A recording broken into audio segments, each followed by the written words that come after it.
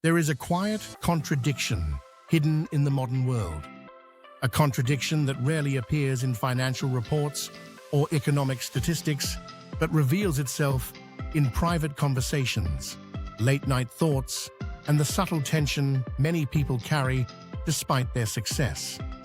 It is the strange reality that some of the people with the most resources, the most security, and the most financial freedom often confess to feeling something unexpected. They feel broke. Not literally broke, of course. Their bank accounts tell a different story.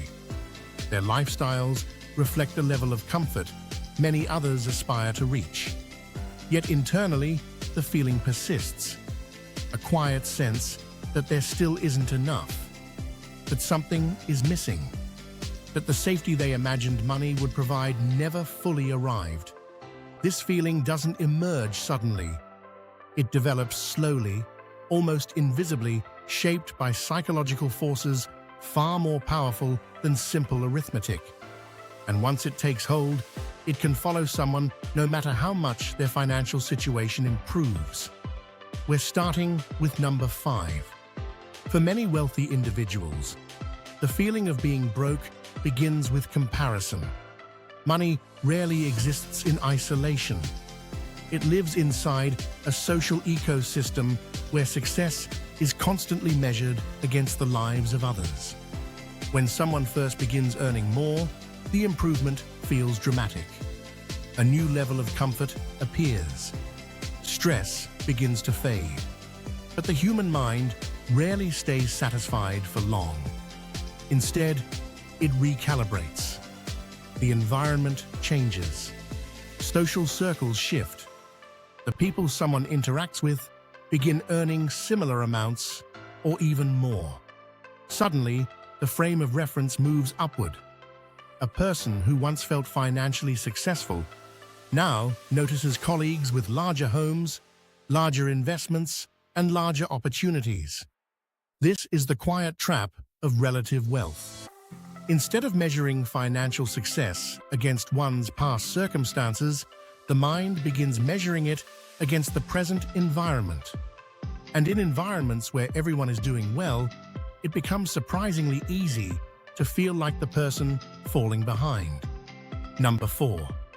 Another force begins shaping the psychology of wealth: lifestyle expansion. When income rises, life expands to meet it. Homes grow larger. Vacations become more elaborate. Daily habits shift toward convenience and comfort. None of these changes feel extreme at first. They happen gradually, each upgrade appearing perfectly reasonable in the moment. But over time, these upgrades transform expectations. What once felt like luxury becomes normal. The mind adjusts quickly, absorbing each improvement into the definition of everyday life. The problem is that these changes also raise the cost of maintaining that life.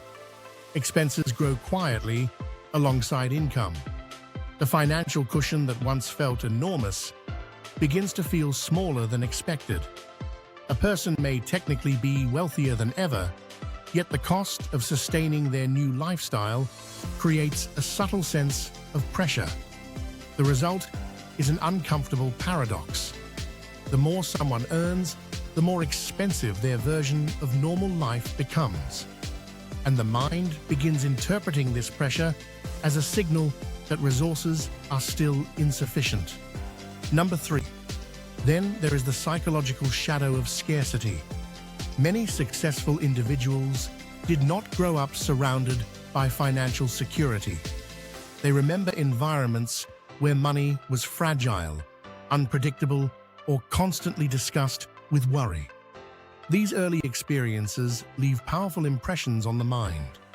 Even after someone achieves financial success, the emotional memory of scarcity can remain active beneath the surface.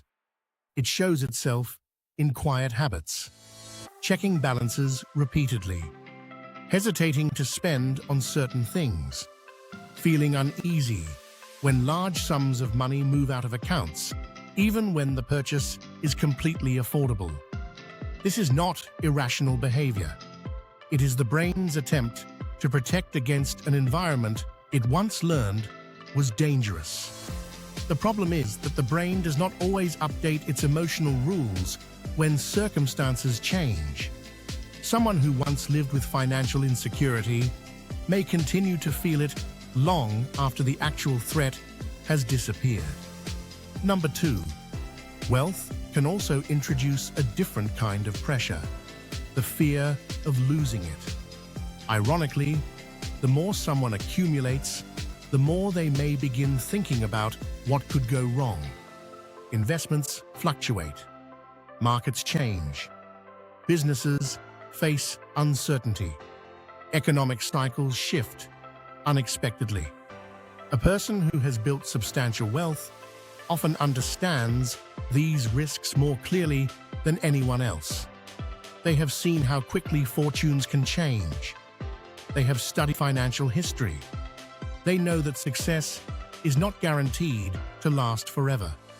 This awareness can create a constant mental calculation about preservation.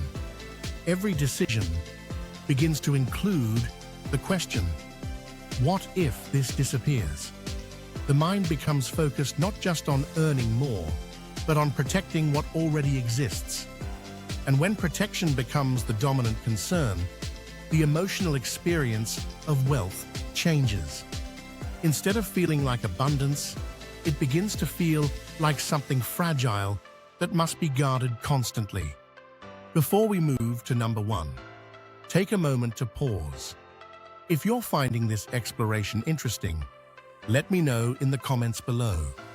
Many of the psychological forces shaping our relationship with money remain invisible until we start discussing them openly.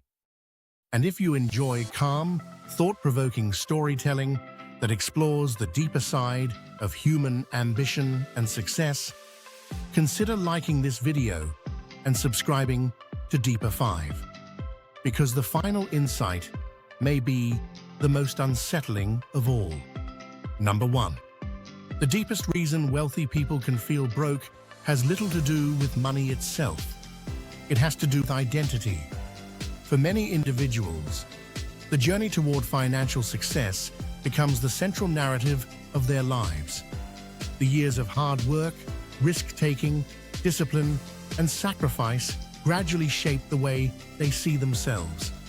They are the builder, the strategist, the person who creates opportunity from uncertainty.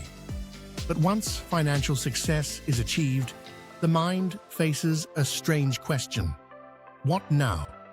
When survival is no longer the driving force, when the next financial milestone no longer changes daily life in dramatic ways, the sense of direction that once fueled ambition can begin to fade. The goals that once felt urgent begin to feel abstract. The excitement of progress slows. And without the constant motion of pursuit, some individuals experience a subtle emotional vacuum. This is the moment when wealth can feel strangely insufficient. Not because the resources are lacking, but because the meaning that once accompanied the pursuit of those resources has shifted. The mind is not just searching for financial security.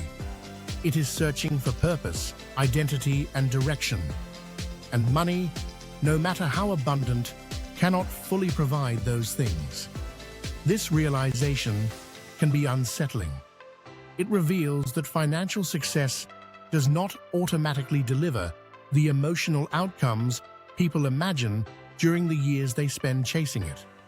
Security does improve. Comfort does increase. Freedom expands.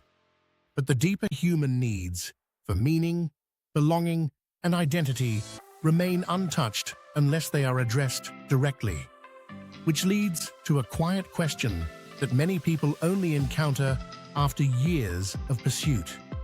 If wealth alone cannot create the feeling of enough, then what can? Perhaps the answer lies in something less measurable than financial statements, something less visible than income levels. Perhaps it lies in understanding that the human mind does not evaluate life through numbers alone. It evaluates life through comparison, memory, fear, identity, and purpose. And when those forces remain unresolved, even the most impressive financial achievements can leave a person feeling strangely incomplete. In the end, the unsettling truth is not that wealthy people feel broke. The unsettling truth is that the feeling of enough was never something money alone could provide. And until someone discovers where that feeling truly comes from, the mind may continue searching for it, no matter how large the numbers become.